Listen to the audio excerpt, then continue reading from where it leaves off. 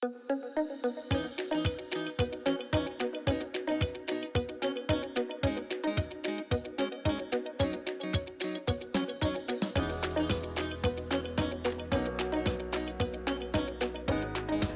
the pathway to success is not one that you expect.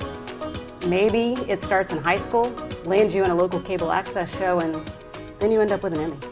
Well, hey guys, it's Ashley, and on this episode of Meet Our Neighbors, we're going to meet Ben Shapiro, a guy who grew up in Wayland, learned all about production, maybe has done a few things.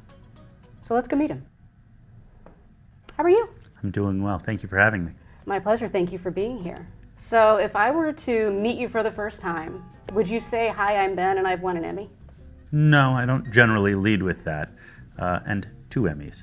I'm a live sports freelance audio engineer, and if you were asking about what I did, that's how I'd introduce myself. How did you get from, I go to high school in Wayland, to I get an Emmy? Or 2? It's a story that I actually vividly remember. So the first Friday of the school year, I was at the football game like every high school freshman was, and WAYCAM was in a van beneath the stands producing a live broadcast of the game, and I was looking in the window of the van because I saw the TV screens in there and I was curious about it, and Jim Mullane swung the door open, and to my surprise he was the only one in there, and he was directing it, and he said, hey, you're off school on Monday, why don't you come down to the station and I'll give you the tour. And so I came down Monday and got the tour and started interning my freshman year at Wayland High School, and did it for all 4 years, and then went on to college, and the rest is history. I would say that most people might not be the one who goes and looks at a van and says, I wonder what's going on inside of there. Was it that you could see that there were cables coming from it? Was it making sound? If you remember this vividly, what was it about this van that you're like, I need to check that out? There was tragically a little girl who had been abducted off a playground in Wayland when I was a young child. Mm-hmm. And I remember with my family and everyone coming out to the playground in support of that. And there were all sorts of news vans there at the time. And so that was something just at a very early age that I'd had curiosity about, like what's going on in there? Because somebody opens the door out of a production truck and there's screens and speakers, mm-hmm. and that's not what you expect to find in a vehicle, wheels and doors and TVs and speakers. And so I was curious because it's Wayland High School. How bad could it be? I'll look in the window and see what happens. And I didn't expect somebody on the inside to swing the door open and say, hi, right. let me show you around. And it was the best thing that could have happened to me. So from the very early age, you've been curious. Yeah. What is it about the production or TV or any of this that grabs you? It's solving problems. One of the things a couple of my colleagues like to say is it's kind of fun to do the impossible. And so when you are presented with not enough time, not enough supplies, an impossible task, and you somehow still find a way to stick the landing, it's a very gratifying feeling. At big events, there's a lot of people working together, and the way that workload gets divided and everybody does their part and create something, that's what this Emmy is for, is technical team remote. It's not for me specifically, it's for the people who put on the event and did something. At the Olympics, I worked women's hockey in South Korea, and there were 4 of us there doing the broadcast. Everybody else was in Stamford, Connecticut at NBC's headquarters. And, we talk about latency and delays, and I remember growing up watching Operation Desert Storm, and you've got the reporter there with their ear, and then they're interrupting each other because neither of them can tell when the other one's done talking. And we were going from South Korea to Stamford, Connecticut, and back again in 0.88 seconds. I mean, it's half a second from here to there is close enough that it's just a natural conversational pause. And so we were able to do things at the South Korean Olympics, like put men's hockey and women's hockey in the studio in Stamford up on a 3-box, 3 cameras on screen all at once, and just have people interact. And that's only made possible when the technology and the people and the planning all come together. And so being a part of that is something that's really gratifying when it actually works. I would imagine there are quite a few fail-safes, though. There's always fail-safes, but I would argue that the fun in this isn't coming out of it by the skin of your teeth. It's having gone in with plan A, B, C, D, E. I mean, it drives my wife nuts when we go to the airport and a flight gets delayed, and I know that there's 3 other flights on 2 different airlines and all the ways we could get there, because that's just the sort of the planning that has always been in my mindset. It's something that TV pounds in you, is assume that the first 3 ways you think this is going to work aren't going to work, and maybe you get lucky. But it's the real fun is when you imagine up something and work with other people and can execute on it and have it actually work. And the audience at home, 99 times out of 100, will never know, probably never care. It won't be the thing that makes their day, but it's the kind of thing that's fascinating for us to pull it off. And since no 2 shows are ever exactly the same, it's always an ever-changing challenge, and I find that part the most interesting. I would imagine if I'm viewing something, if I know there's a problem, someone on your end might have messed up. So conversely, you saying no one's going to know, well, that's you winning. Yeah, I mean, there's sort of a saying of no one knows what I do until I don't do it. But if you can tell at home that something's wrong, it's not just me. It means we've gone through 3 or 4 layers of something failed by the time the audience at home knows. Because we plan for contingencies and backups of it's a wireless microphone, but if the wireless isn't working, where's the wired microphone? And if that location's not available because security on that particular day isn't going to let us go over into that corner of the arena, where else can we do it? And so there's all of that's planned for, documented, communicated, tested. On an NFL game, we will set up a day or 2 before the game. And then the day before the game, at the end of the day, we'll test everything. And then the day of the game, when we come in, we'll test everything all over again. And every single channel of everything gets tested every single time. And it's done in such a way that if the audience at home knows there's a problem, 5 people's hair is on fire at that moment. What did you learn at WAYCAM that you take with you today? A lot of it was the problem solving. There's a foundation for that, because WAYCAM is a great resource. It's a great thing to have in the community, but WAYCAM isn't made of gold. We didn't have wireless microphones. We didn't have endless cable. And so when you went to do a Warriors football game, or you went to do a town hall production, the town meeting, we only have the resources we have. We don't have a ton of people. So how can we accomplish what we want to accomplish with limited pieces? And it's a lot like when you try and cook with a recipe and you're missing 1 or 2 things in the fridge. You adapt to see how you can still make something worth enjoying with less than maybe all the parts and pieces. And so the troubleshooting, problem solving. I remember doing a graduation at WAYCAM, and it started dumping rain. It wasn't supposed to rain. It was pouring rain, and it became an issue of how do we protect the equipment? How do we all stay safe, because there's electricity and wires and so what are all the ways in which we can unwind this? Doesn't matter if the wires get wet, but we probably don't want the cameras getting wet. And so all of that kind of thinking and processing, because so much of what happens in TV, especially live television, is you get one shot at it, and once it happens, it's over, it's done. You don't even have to worry about it because it's already happened, and maybe we'll talk about it, maybe we won't, but like the audience at home has seen it or hasn't, it's too late to worry about that. You've got to keep going. And so real-time problem solving, thinking on your feet, being able to anticipate things and try and plan for things, because everything is unexpected, and we don't save lives, right? Like this, nothing in television, not the Super Bowl, not the Olympics, we don't save lives. It is in the grand scheme of life, not an important thing, but it's something that I take great pride in and something I've really enjoyed. And for that, I think it's worthwhile. Where is the strangest place that you have ever worked? I was touring with an MMA show, and the people who booked this booked us into like a recreational mixed-use gym space, but didn't book the entire room out. And so we were doing a live broadcast on, I think, ESPN or NBC Sports with like people playing kickball like 20 feet over. And there's just a dichotomy between like intense ring lighting and two guys in the ring, fighting, and people playing like kickball or, at soccer or whatever.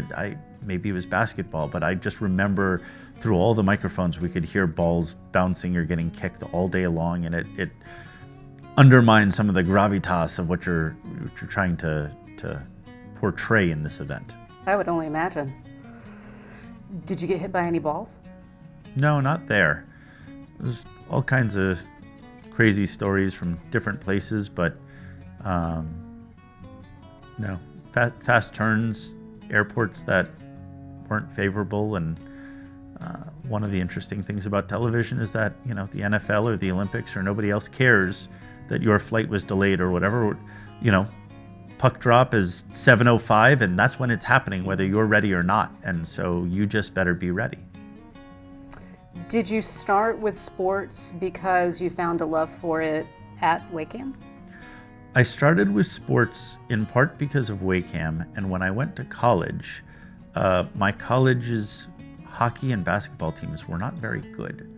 And so they were paying like time buys on Nessun and MSG Network to buy a 2-hour block of time or 3-hour block of time to put on a college basketball or a hockey game.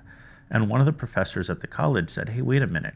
If we're paying to buy the time, then we can pick whoever we want on the crew. They don't get to pick and choose who the crew members are because we're paying for the time. We can do whatever we want with it.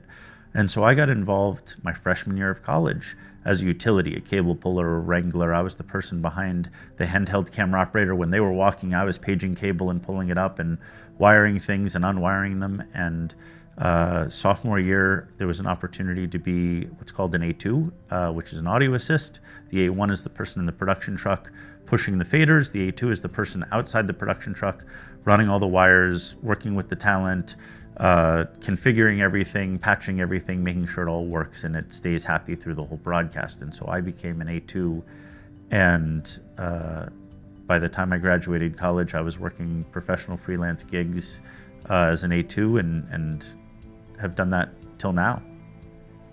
What did you get the Emmy for? And the other one? The Super Bowl in Tampa Bay with CBS. It was the Kansas City Chiefs at Tampa Bay Buccaneers. It was the year after Tom Brady had left the New England Patriots and had gone to Tampa and had won down there. And then the other one was as part of the technical team that pulled off the first Olympics in South America, the Rio Olympics in 2016. And I, through simply dumb luck, is the only way I can describe it. It's just the way the cookie crumbles. I got assigned to beach volleyball from Copacabana Beach, which, as Summer Olympics assignments go, is as good a gig as you could possibly ask for. It was great. What is it like? Do you get a phone call that you're nominated? How do you find that out? And then is there an award show? How do you find out that you've won? What goes through your mind? So there is an award show. The nominations come from a pure group, right? The Academy. And you can sort of anticipate, right? This is a big year this year. It's legendary February for NBC, where they've got the NBA All-Star Game, they've got the Winter Olympics, they've got the Super Bowl. Those events will almost certainly cannibalize each other. Two of the three, the Winter Olympics and the Super Bowl, will almost certainly get nominated for technical team event. ESPN has the US Tennis Open. There's different major events that happen. And so if you're a part of the crew, you may be nominated. And then there is the Sports Emmys, and they're a national Emmy Award. And you'll find out that you are nominated when the nominations all come out the same way any other Emmys are. You look at the list of nominees, and if your name is on the list, there you are, or if the production you were a part of. And then there's that period of waiting while the voting happens from the Academy, and then there's an award show, and usually a representative from CBS or NBC or whoever goes up to accept the award on behalf of the crew or the team that did it.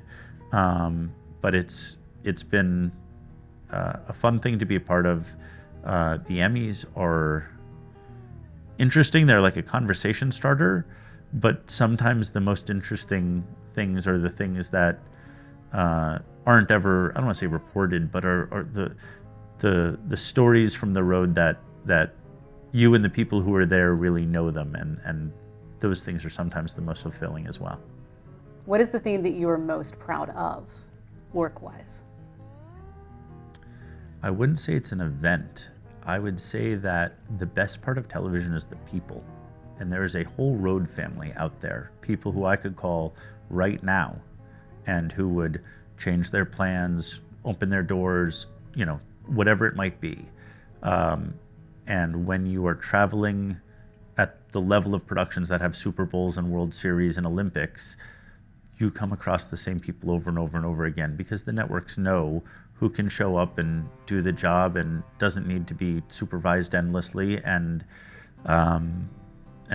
those people become your family. The year before the pandemic, I spent 125 nights in hotel rooms, and I loved it. I mean, I didn't have children at the time, and so it was sort of carefree living. The airlines take good care of you when you spend that much time on the plane. The hotels take good care of you when you spend that much time at the hotel.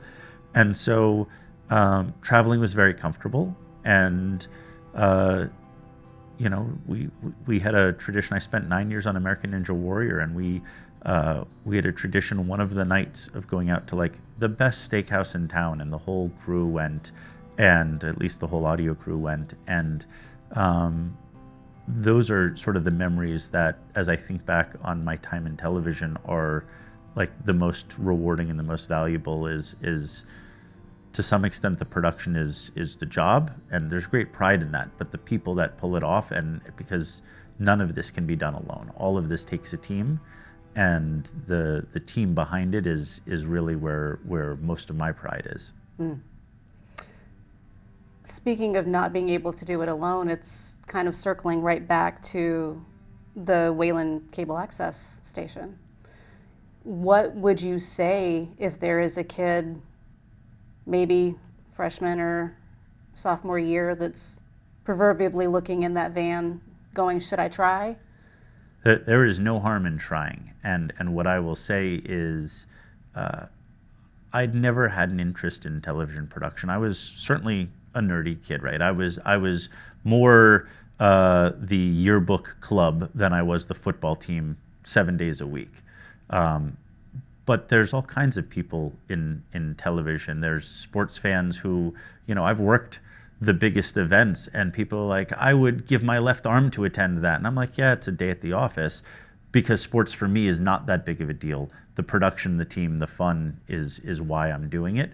But for someone in Wayland who's thinking about these things, WAYCAM was the start of a really great journey for me.